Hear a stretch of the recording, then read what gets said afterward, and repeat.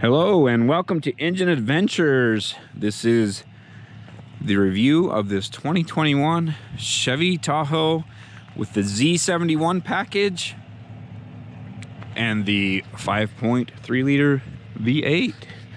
It's actually very comparable vehicle to the GMC Denali. I thought the Denali would feel way better inside, and it definitely has a few features that are nicer, but this thing still has most of what that has, costs a little bit less, and gives you the air ride suspension with the magnetic damping shocks, whatever they are.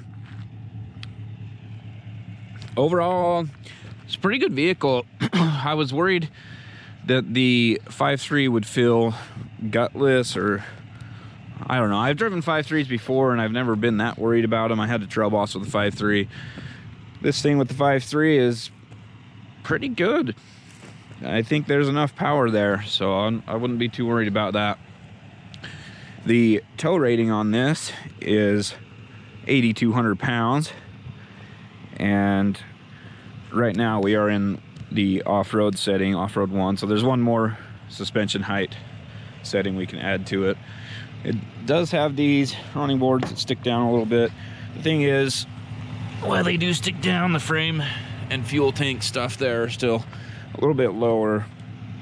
So I don't know. I feel like you're more likely to hit the side steps than you are underneath the vehicle in most cases. So they do get in the way sometimes, but because they're not super low, it's not awful. So as you can see, inside, very nicely configured. Needed to dismiss that. There we go. Same as the Denali, basically. Over here, four-wheel drive system. If you just twist that one, it goes to your drive modes: normal, sport, off-road, and tow haul. And you can see there that it's changing the gauges. So here, up here on the gauges, we're in off-road mode now. If we go over to tow haul, it changes that to your transmission temperature gauge. The rest of them stay the same.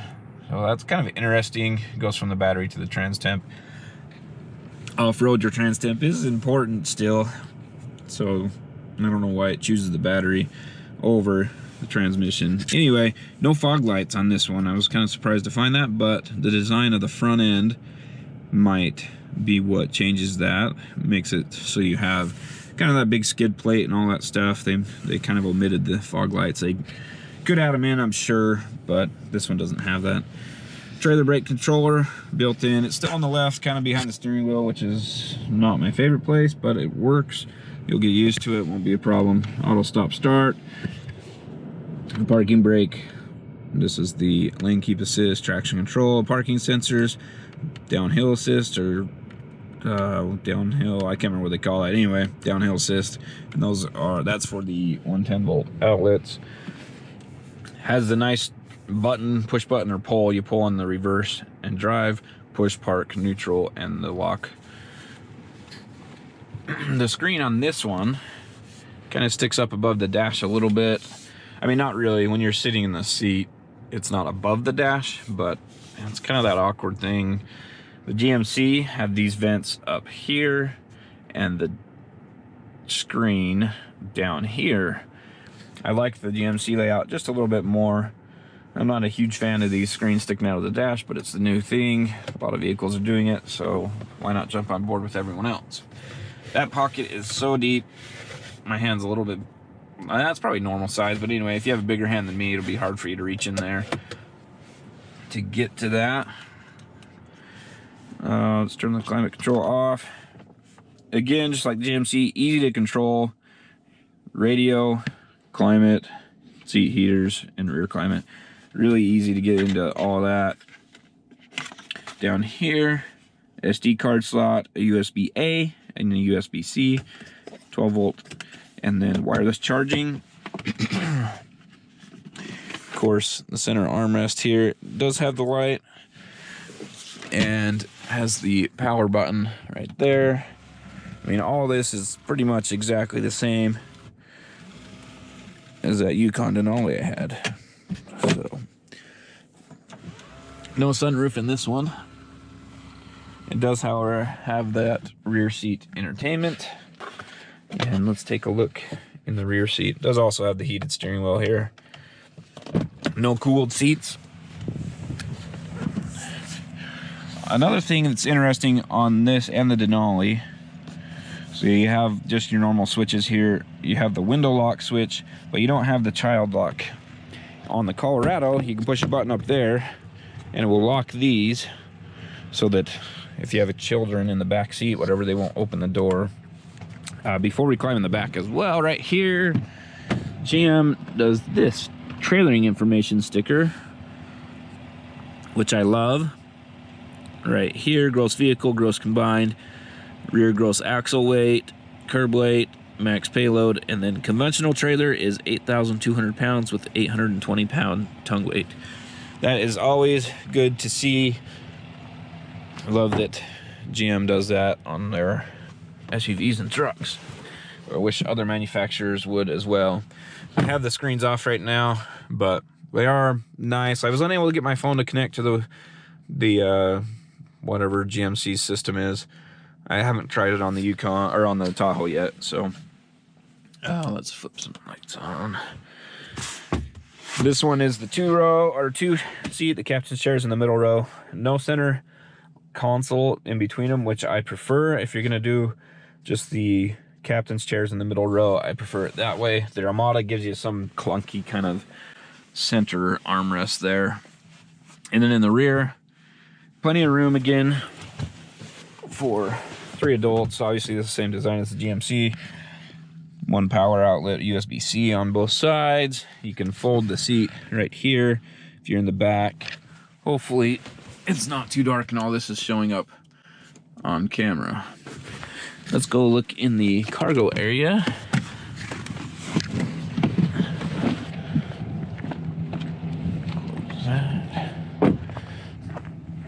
And hopefully this stuff doesn't fall. There we go. Do have some of my recovery stuff here. Again, like the Denali, underneath here, there is only a little bit of storage. Not much, but you have some of your jack tools and stuff like that. I did make a mistake on the Denali. I didn't open this. I was afraid it was gonna break, but it actually is just some clips. And you have a jack there and a ton of empty space.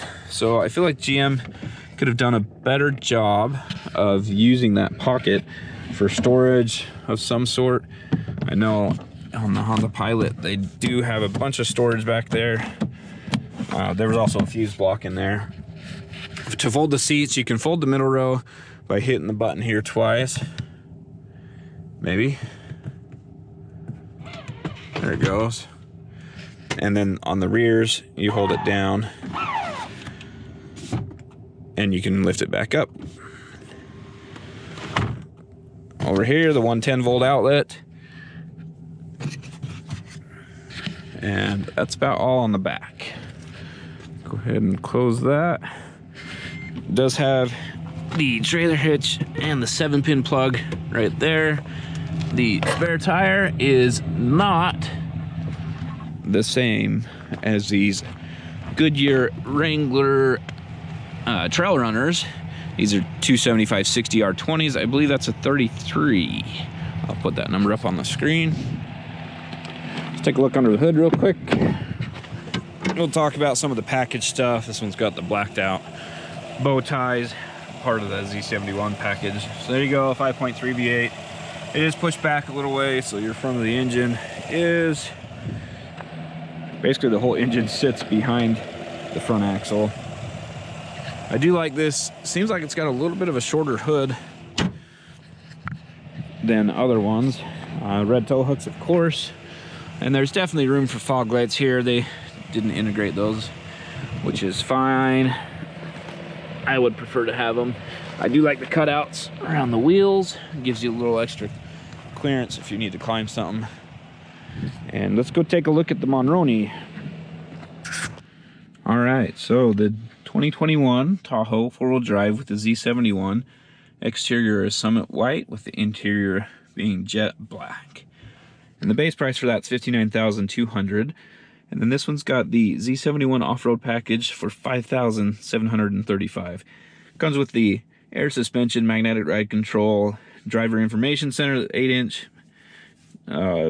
Anyway, enhanced cooling radiator, trailer brake controller, advanced trailering system, hitch guidance, HD surround vision, heated power outside mirrors, heated steering wheel, lots of crap.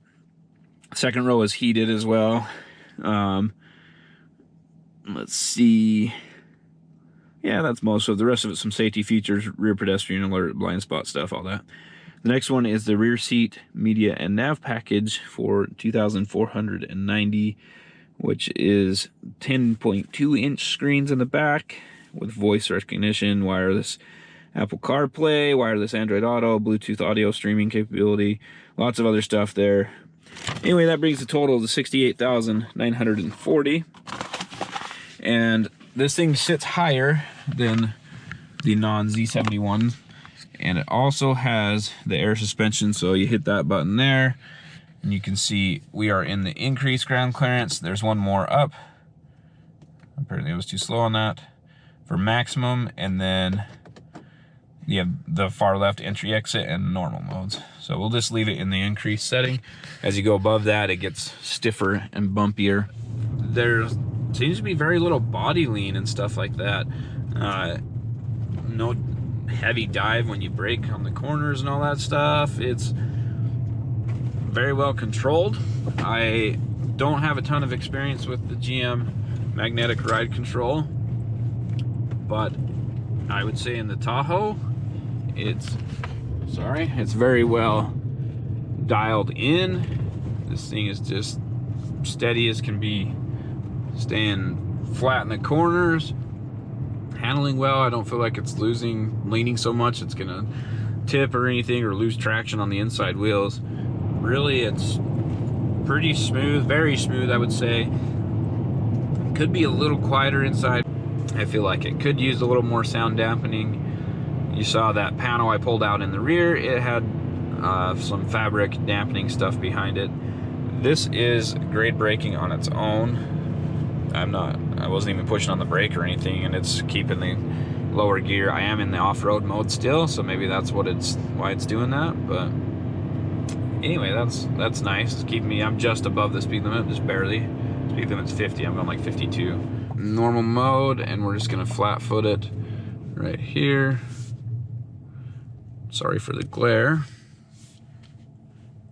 Ready, set, go.